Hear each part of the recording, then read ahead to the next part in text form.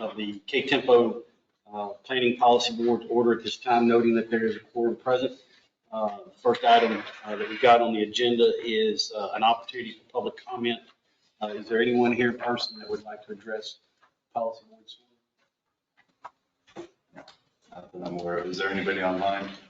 Just we have several members online, maybe a few citizens, but nobody has mentioned wanting. Okay, very good. We'll move on to item number 3 on the agenda, which is staff updates.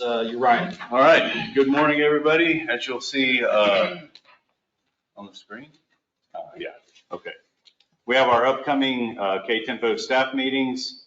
All of those meetings are scheduled for 9:30 a.m. here at the SIGCOG offices. Other updates, the 2024 TxDOT Unified Transportation Plan was approved on August 16th by the Transportation Commission for a little around $100 billion. The 2023 KTMPO call for projects, that project call opened September 1st. If you haven't received something from staff, please reach out to James or myself and we will get you a link to the Dropbox where you can submit your documents. These applications are all due by Friday, October 7th or 27th. And then if you have any questions, you can email James or myself. And then as part of the MTP, the project selection, prioritization, and ranking will be part of that. So we've included a current MTP update timeline in your packet. And then we had a TIP MTP administrative amendment, and that was to move the Salado Royal Street project let date from 7/20/24 to 11/20/25, so from fiscal year 24 to fiscal year 25.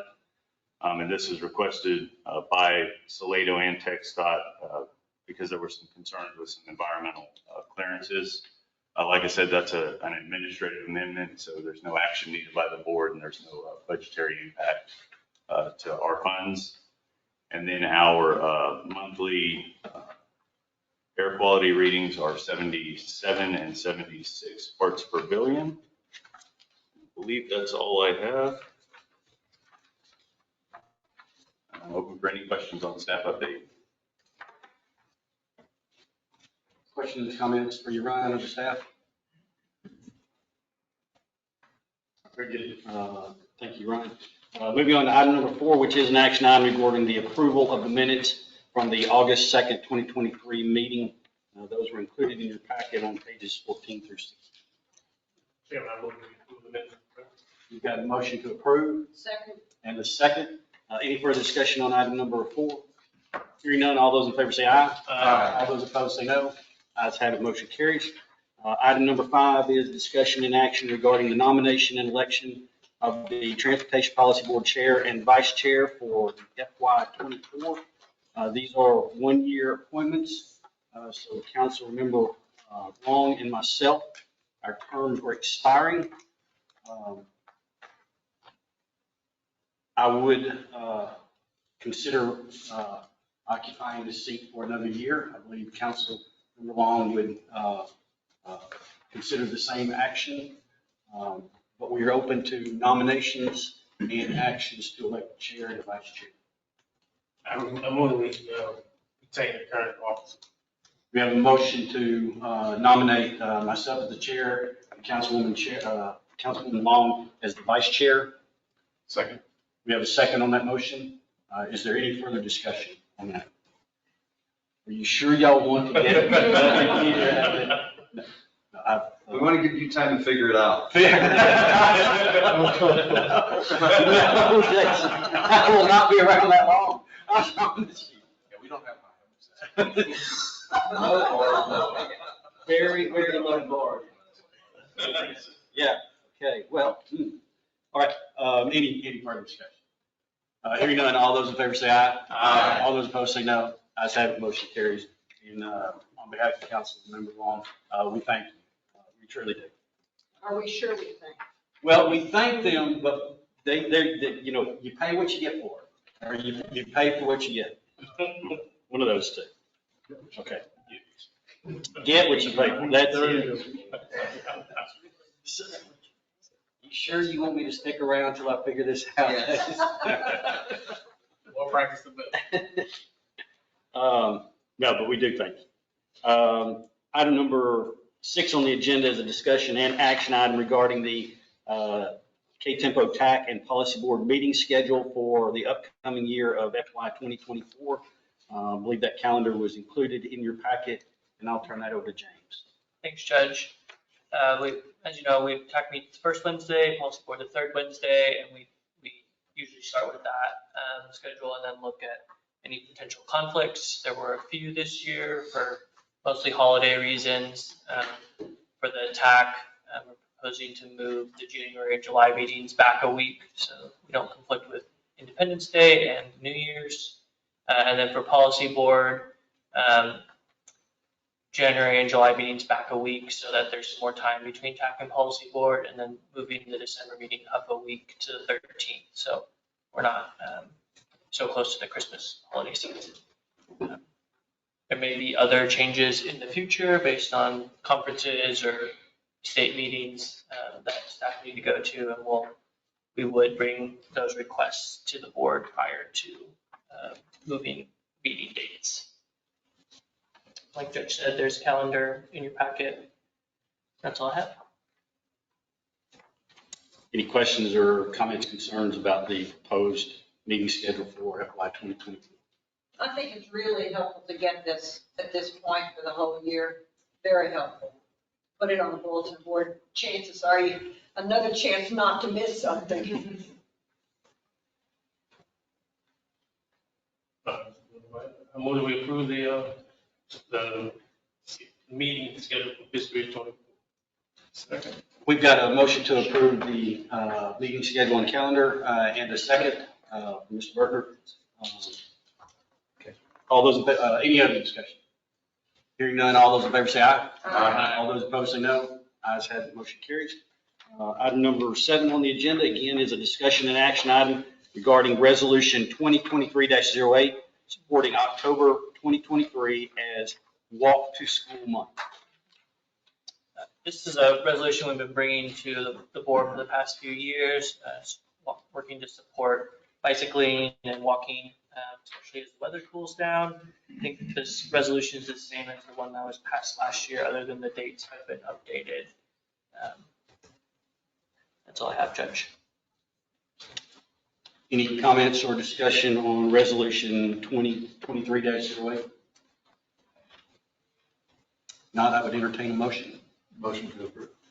We've got a motion to approve, Mr. Hadwell, Second. and a second from Mr. Lee. Any further discussion? Hearing none, all those in favor say aye. Aye. All those opposed say no. Ayes have, the motion carries. Item number 8 on the agenda is a discussion and action item regarding initiation of public involvement for an amendment to the Congestion Management Process, the CMP. That was went out in your package, should be page 28. I'll turn that over to James.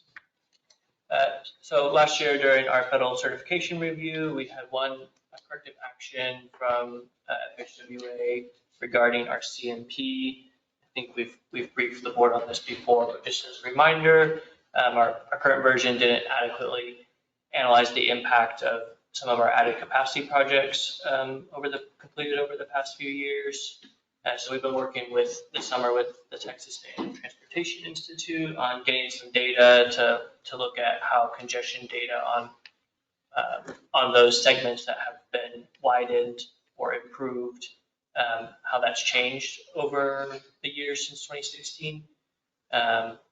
It's not in your packet, but it was sent out in the email. There's an appendix that we're looking to add that shows all that data, has some graphs and just some high-level analysis of whether those projects are working or not working. A lot of them have been completed within the last 2 or 3 years, so staff is recommending to continue monitoring those.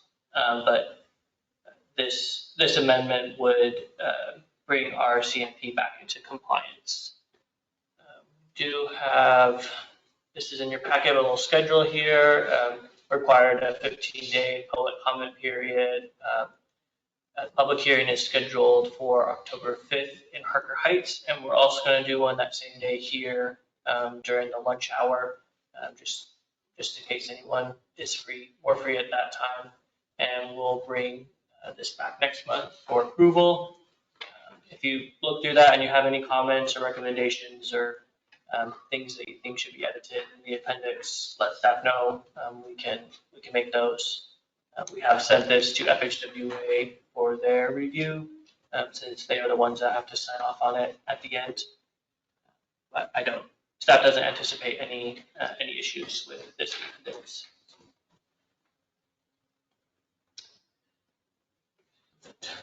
James, we talked about this at TAC and I gave you some feedback for Temple. Just curious, are you hearing anything from the other cities across the region? I haven't heard anything else. We did incorporate those comments, look through. Thank you.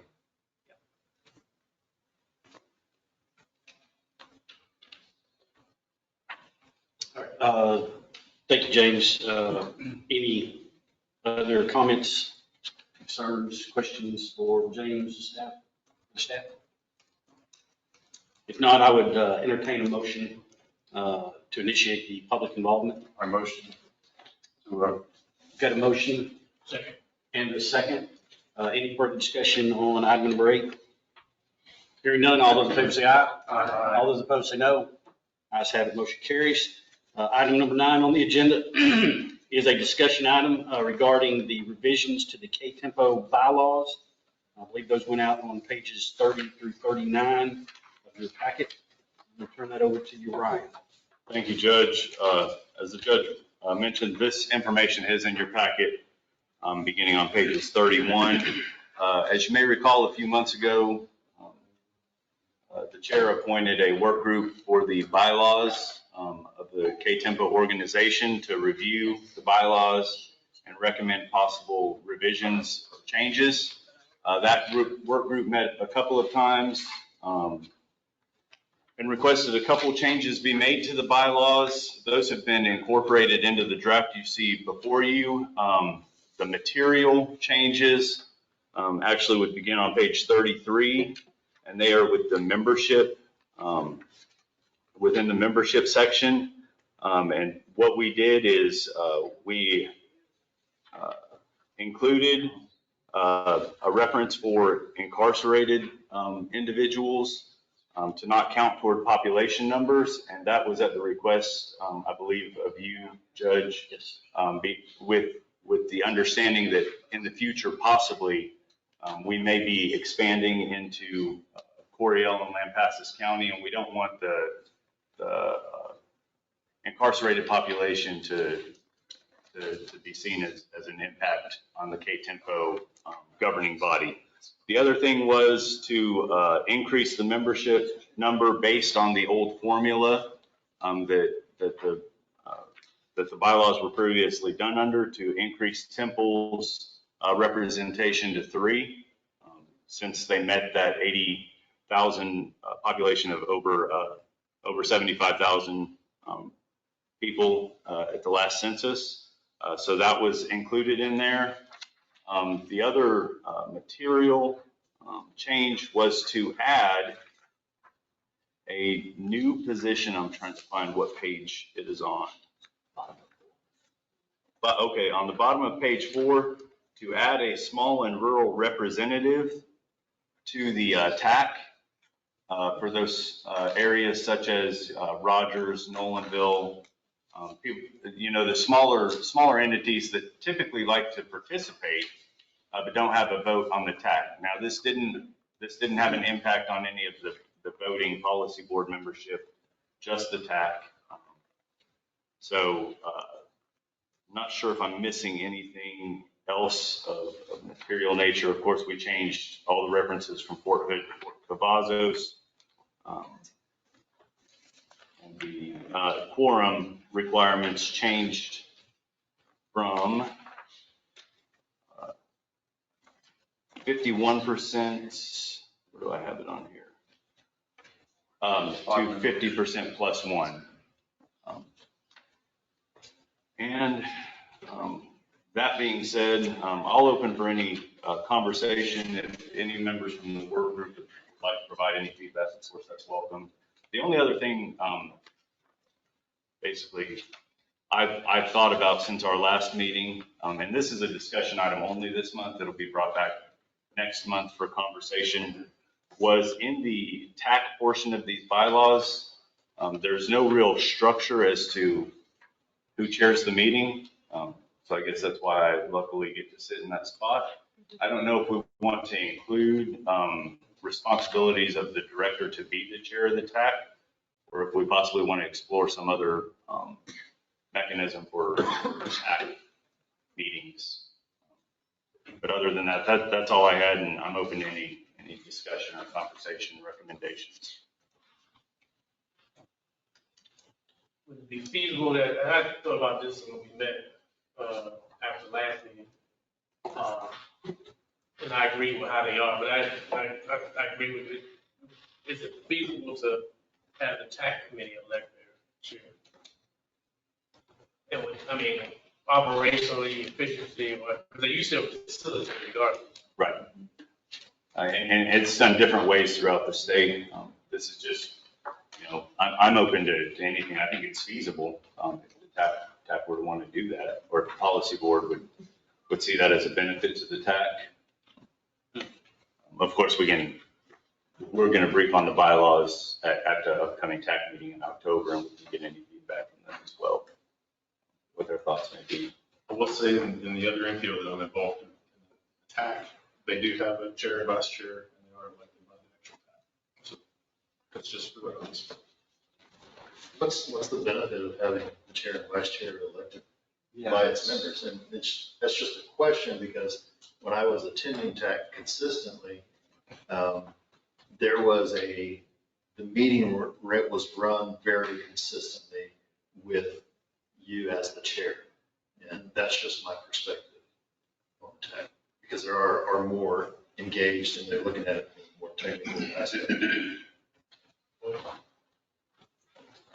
It's the same question I was asking. I don't have anything against it, but what problem did it solve? I don't think we have a problem with staff being the chair, whether it's you or Connie or James, or whoever shows up that day. It's more of an informal committee, so I don't see the need to structure it unless there's some problem that it solves. I will say too, the election feels similar to how they went this morning given this. If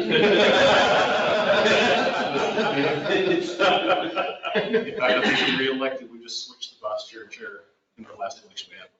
Let's say that a little bit louder. I said the elections go pretty much the same they did in this. Okay, I thought I understood you. I think it's the informality of it that actually causes it to be as effective as it is. I mean, we have some really good interactions and discussions sometimes in there.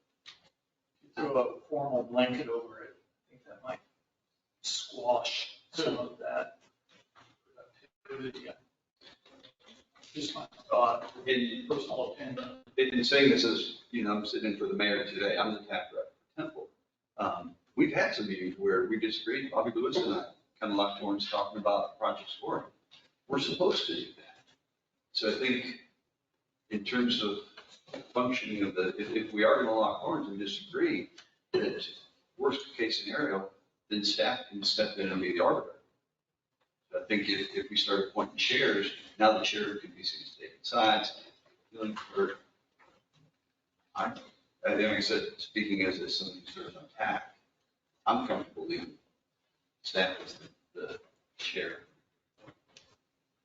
And I'll tell you, I think that Jason just hit the key point of what was going through my mind, is because, in the TAC, they're vetting lots of projects that have significant impacts on our communities and the region as a whole.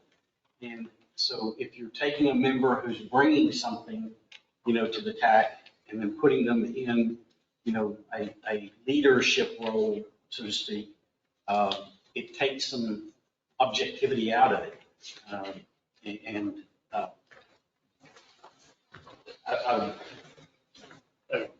It's one where, I hate using cliches all the time, but that I feel like the structure of it is it's not broke, so that you don't try to fix it, kind of thing, because we do have some, not heated, but they're passionate discussions about these projects because, we're talking about significant amount of money that really does have an impact. And I think that to have a neutral arbitrator or someone that manages that meeting, I think I see value. I agree with you, but I think your statements mean that the chair should also assume that responsibility. No. No, the chair should not. So you're right, your question is, should the bylaws formally declare that staff is the I think so, because right now there is no, nothing referencing who chairs that meeting. It's just always been like that. And I think as a formality to say, okay, this is the chair of the TAC, because they're referenced in the bylaws. And their makeup is in the bylaws, but how those meetings run is really up to anybody's interpretation of how they wanted to do it, I would say. When do we have our next follow-up? Unless we need to have one after this. Yeah. You're right, I just recommend that you draft some language to put in under the technical advisory committee to identify who that chair representative is, being from staff. That'd be, I think general consensus supports the staff being there. Until there's a problem to solve, we don't need to probably create one. I concur. Yeah.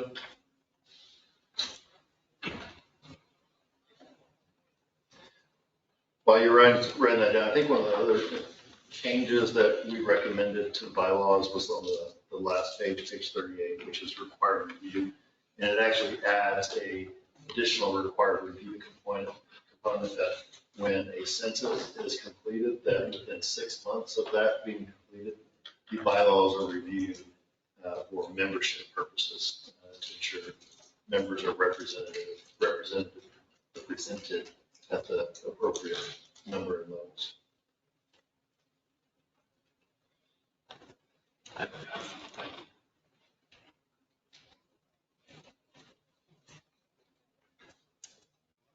So, Ryan, that gives you enough Yeah, and that was guidance just on that? a discussion item, and we can come back with the inclusion of that language for the TAC.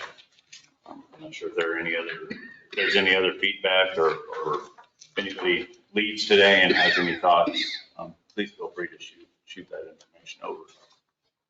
If needed, of course. So we'll update this language for the TAC.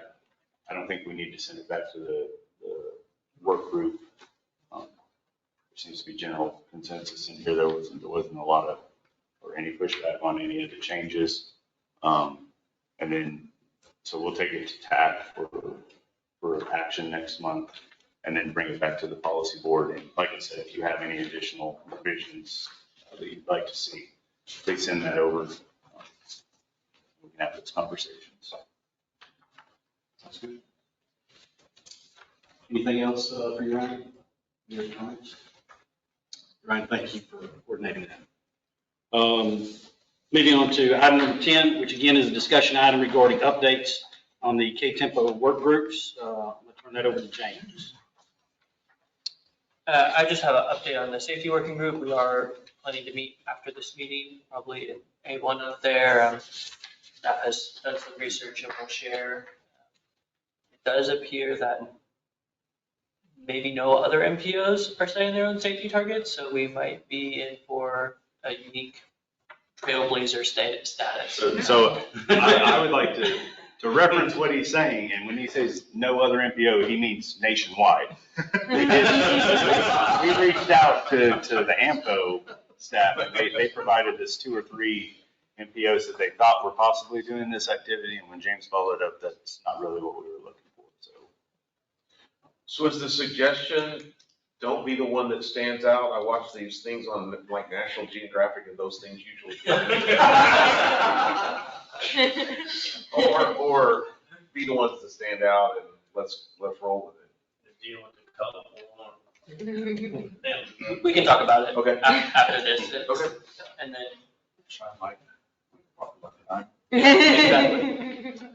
Yeah, I was just envisioning like some sickly gazelle out in the middle of the Serengetis and a whole pack of lions around it. It's great, the National Geographic standing out.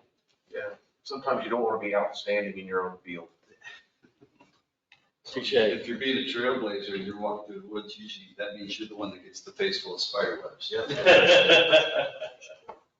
If you're lucky, it's only spider. There you go. Okay, anything else for James on the safety working group? Just a comment, I've got another meeting at 11 o'clock, so I won't be able to make it after this. So, sorry.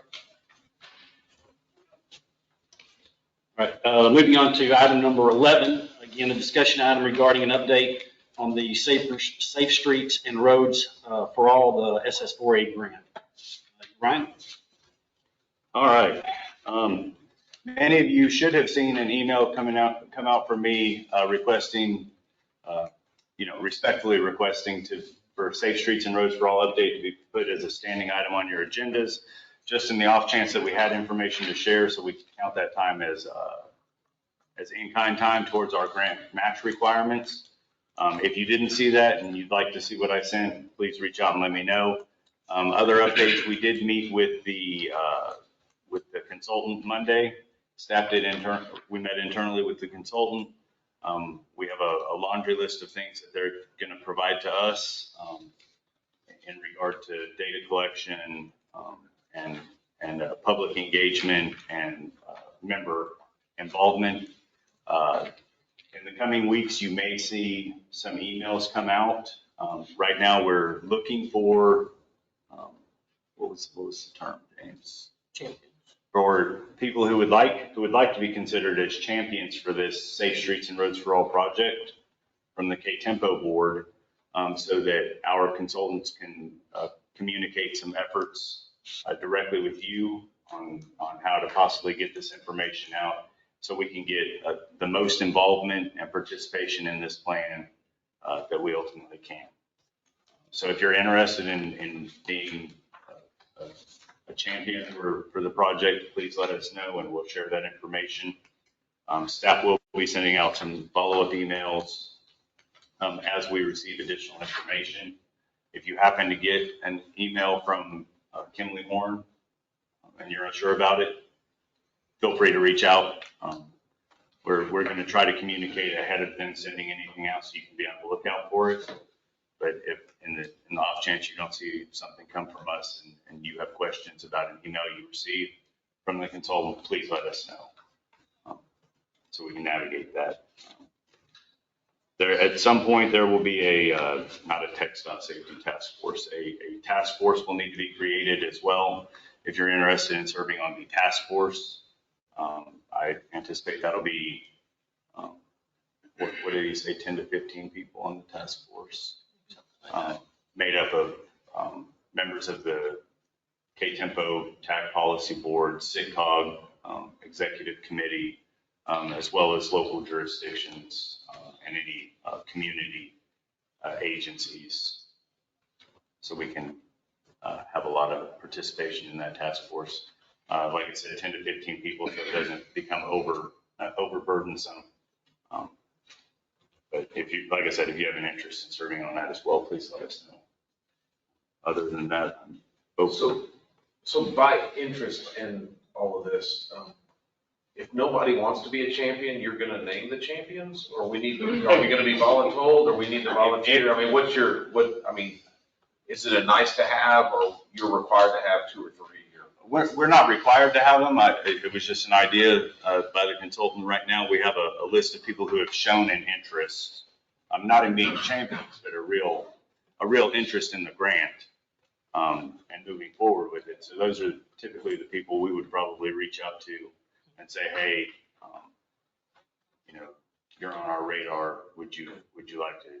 But yeah, I don't foresee staff saying, hey, congratulations, you're now a champion. So we'll coordinate those efforts. If there are any issues, just let us know. We're happy to adjust. Ryan, is there any thought, and I don't know if there's requirements or prohibitions on the that working group. Besides, council or staff, just citizen reps, just community members. We have an interest. We did. We talked about a couple community reps and a couple of community action-based type organizations. Ensure we have a wide array of representation.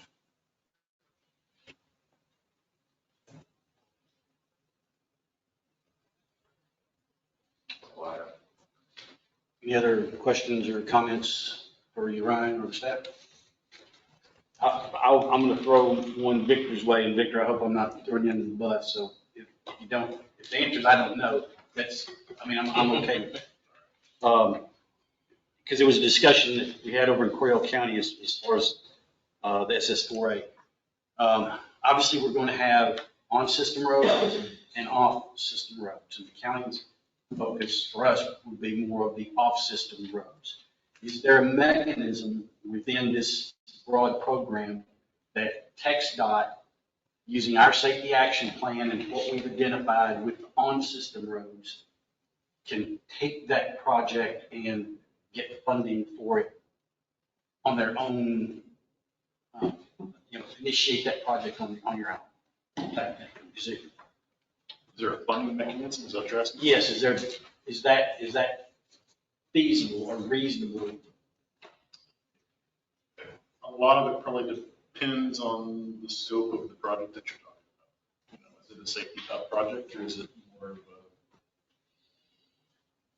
mobility type project? Well, these would all be specific to. I mean, if you're chasing this grant, that's all through the federal government. That's not necessarily TxDOT. Determining which projects you can grant. So, I don't know if I'm understanding. I think what he's saying, and you can correct me if I'm wrong, is projects that may be identified as safety concerns that are on system. Is there a mechanism for TxDOT to take that information and put it for TxDOT funding, where Coryell County is still free to apply for the other funding for safety that may be relevant to their off-system roads, because that's their focus at this time?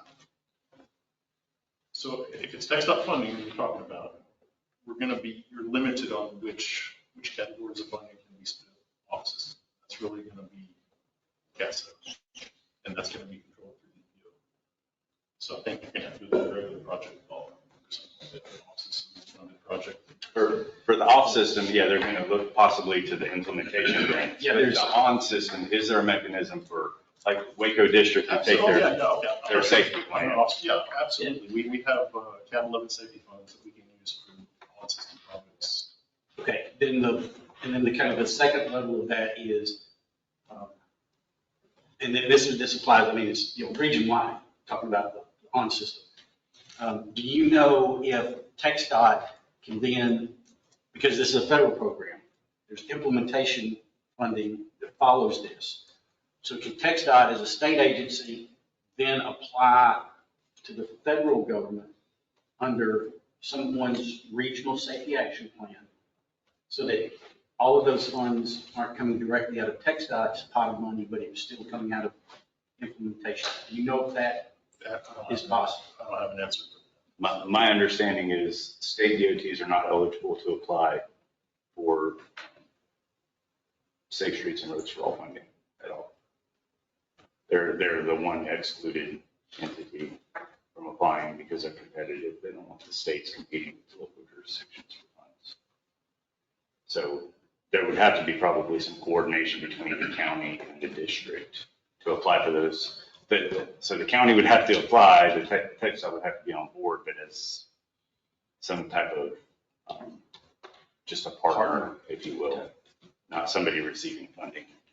If anything, probably letters of support to these projects. Runs right. So that I think at least, and I hope I'm not getting too far off. When we're looking in the future, we're going to evaluate how much county funding we put into the on-system roadways. Because in a sense, in a very loose sense or arguable sense, it's almost like then the county is then is subsidizing the state and or federal government We got US Highway 84, you take the I-35 corridor, any of those interstates or federal highways. If a local jurisdiction is trying to implement their safety action plan, the safety action plan identifies, a safety issue with an armed system, then that local entity, under cost share, is basically subsidizing the federal level of government and roadway management. That's how I kind of look at it in my very oversimplified view of it. And so that's what I'm saying is we're looking at how do we make that happen? And again, it's not something we got to get resolution on today, but looking forward, it's like, how do we make that happen? Because not to get on Mr. Havelaw's bandwagon, but there's some significant projects going on, in the Coppers Cove area. That we're trying to squeeze every penny of the funding bill that Congress is sitting on, and the federal government's going to shut down next week. Brian, you still going to have a paycheck? We'll see. Yeah. So anyway, I'm just trying to, maybe a little bit off topic, and I apologize, but So you're talking about blending funding, basically. yes, and So, yeah, that's something we're, in the other MPO, that's something we're talking about, is trying to get as much as we can to back up the standard textile funding with the site that's strong. So definitely apply for those and couple them up. so the short answer to my question, I guess, was TxDOT cannot apply for the implementation grant funding directly under SS4, prohibited from doing that. Okay. You can apply if you get it, so we can add that line of funding to an existing project. Okay. So to me, that raises the follow-on question, is that grant, are those construction only? And if that's the case, then who's paying for design, engineering services, environmental, all the direct indirect costs that we put on, is that fully on the local?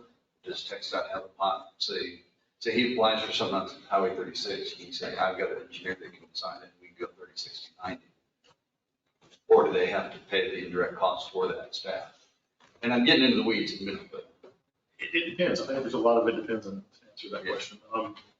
Certainly, if it's an on-system project, typically, like in any other projects, we have an on-system call. If we can do the design work, fit again with our resources, then I'm all about trying to do what I can. The thing is, our resources are limited, so it's a project that does get the Safe Streets for All that has a fuse on the money. If we can't get our resources to get PE out the door in time, it's going to have to probably fall back to the government. Now, if it's an existing project, how would you go about this, for example, that we already have design ready to go, if for some reason y'all apply for Safe Streets for All, and we got an additional 10 million, we can just slap the 10 million within that project already.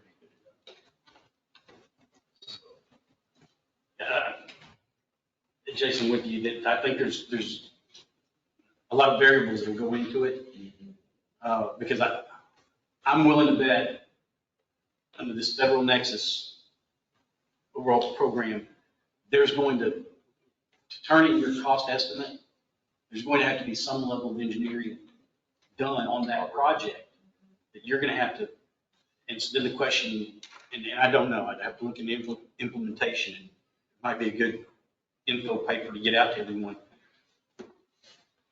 How much pre-work that you put into it are you able to glean back out of your cost share, or can you use that as part of your cost share?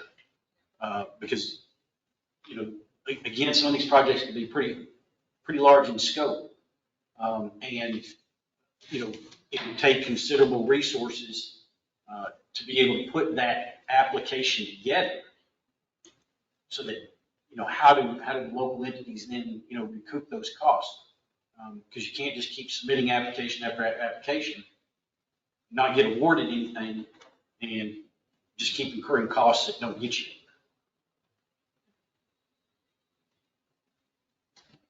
So.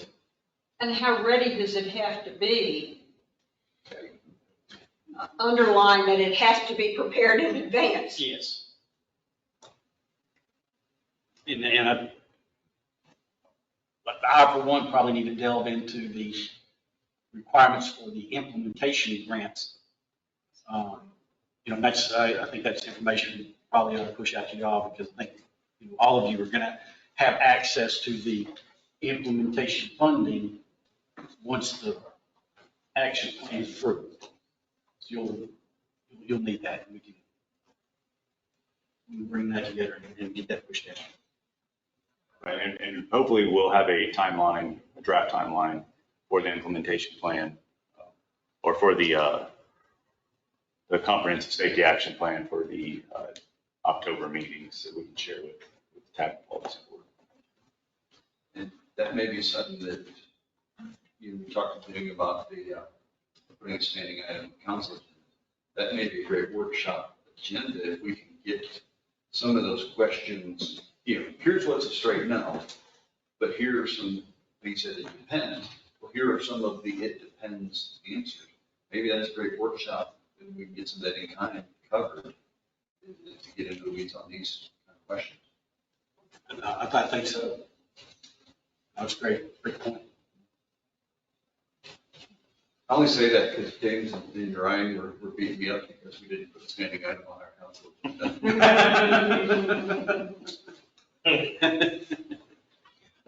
All right, well, I appreciate everyone indulging a little bit of, takeoff on that. And I do have a question real quick.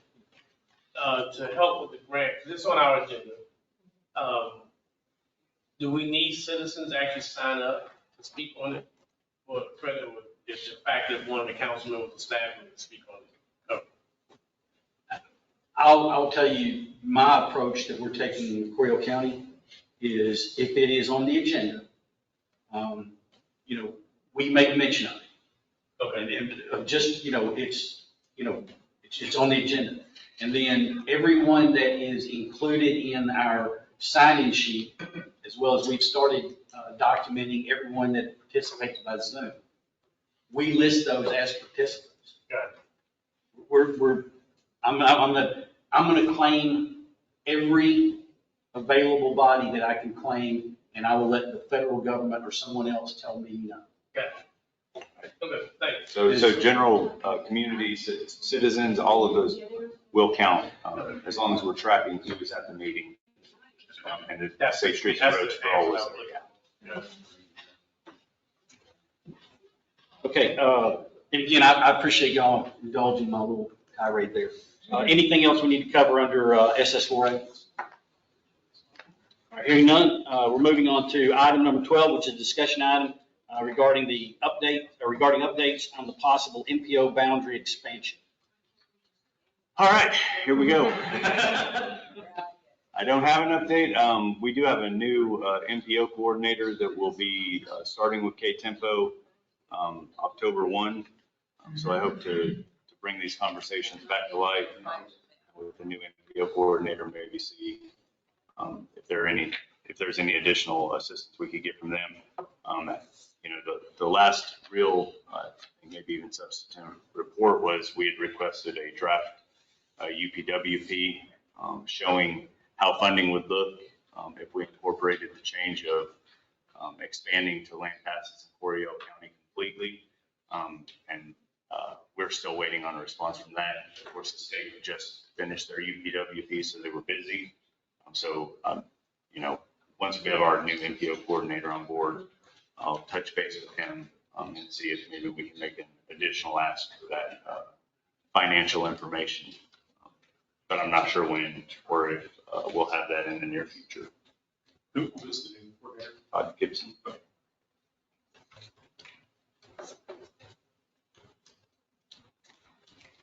Okay, any questions or comments for Ryan and the staff regarding the MPO boundary updates? All right, hearing none, Ryan, thank you.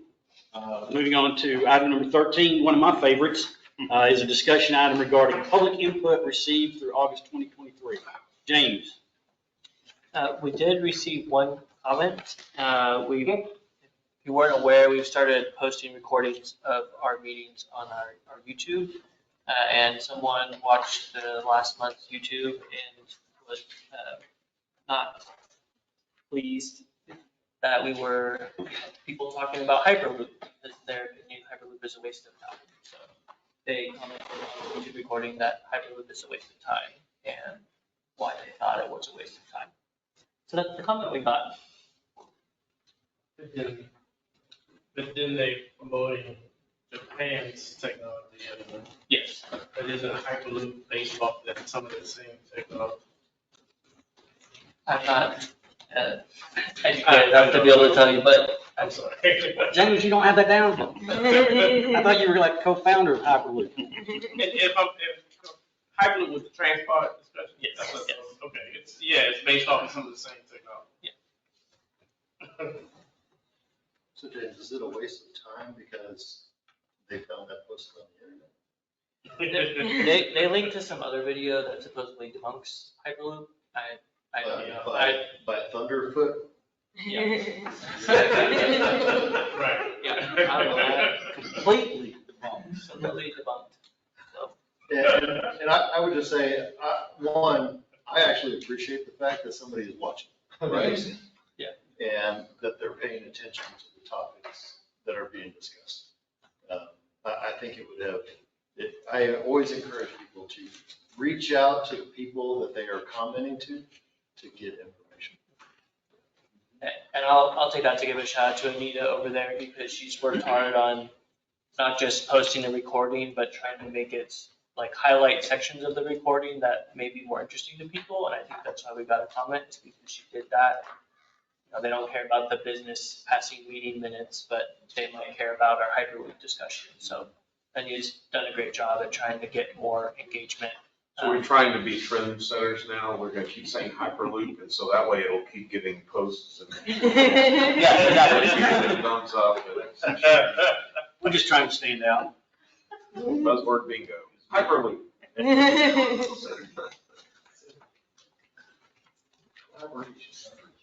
Okay, anything else for James on the public comment? All right, hearing none, next item, member comments. Have any comments from the board? I'll give you a little update. Last month, I told you about our interactions with Fort Cavazos and bringing a transit system, a micro-transit system onto base. We met with them again yesterday. That looks like green lights all the way across the board. It's past the Pentagon now, the money's been approved. They've agreed to pay us in advance so we can cover the upfront cost for all of that. There will be a connection into the microtransit system in the urban region, so all the way across, it will be able to get onto our connector route and go anywhere from Cove all the way up to Temple. So it's very positive. They are very, very excited about it. So are we. And I think it's going to really go hand in hand with the urban system very, very well. What I'd like to do is just bring an update. Sure. Next meeting.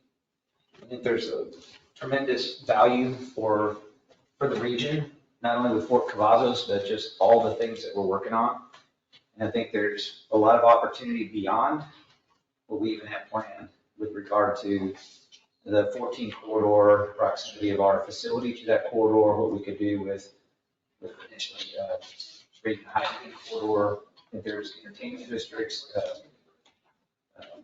transit-oriented development that we need to think about. And so I'd like to brief, Daryl and I would like to brief you on what we think the possibilities are.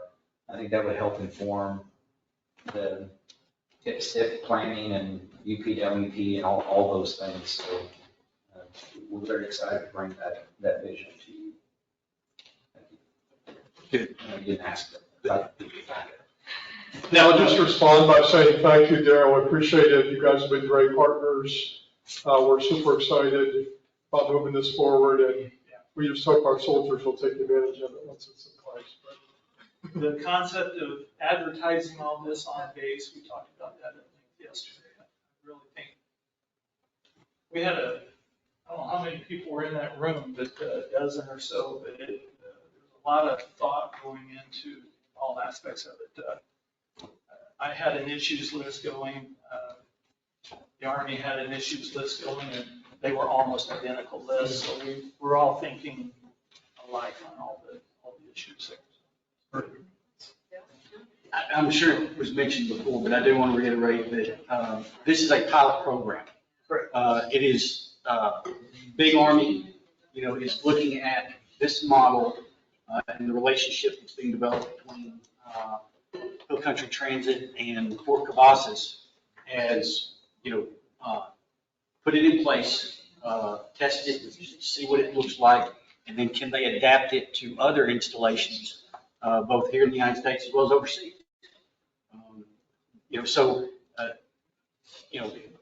Again, it's kind of like the gazelle out in the Serengeti.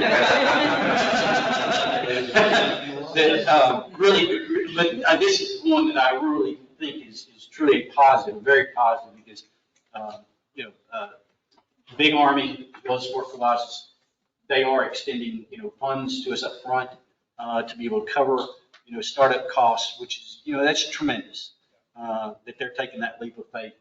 And the more that soldiers can get off the installation and interact with our local businesses, it becomes an economic multiplier. Entertainment industries, there's second, third order effects that come with enhanced mobility. And so, because I'm on the transit board as well, I appreciate everything that Hill Country Transit has done, as well as Fort Cavazos.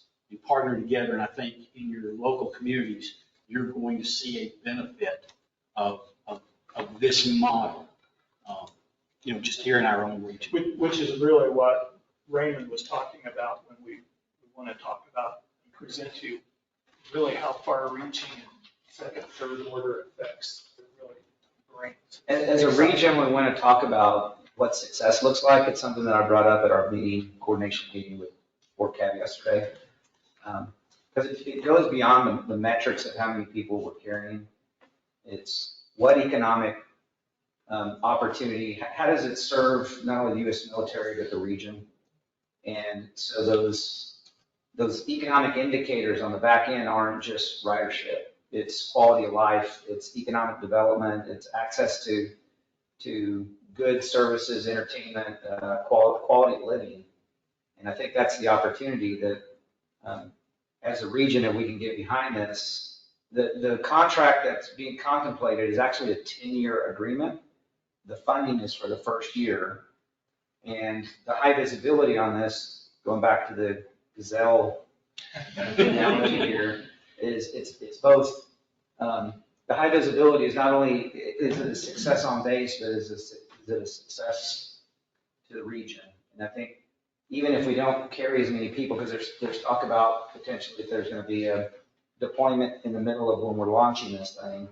So we don't just want to focus on the 9-10 months of actual ridership that would be delivered. We want to focus on how much traction did we gain, and is it creating opportunity for KTMPO actually through all the membership there. So thank you for your time. Thank you very much. And thank y'all for your time and letting us talk through that. I think we will certainly get something on the agenda so that we can get you in, give more of a formal presentation. Sure. Okay, any other alibis from member comments? Hearing none. Item number 15, I have 1027, and we stand adjourned. Thank you all.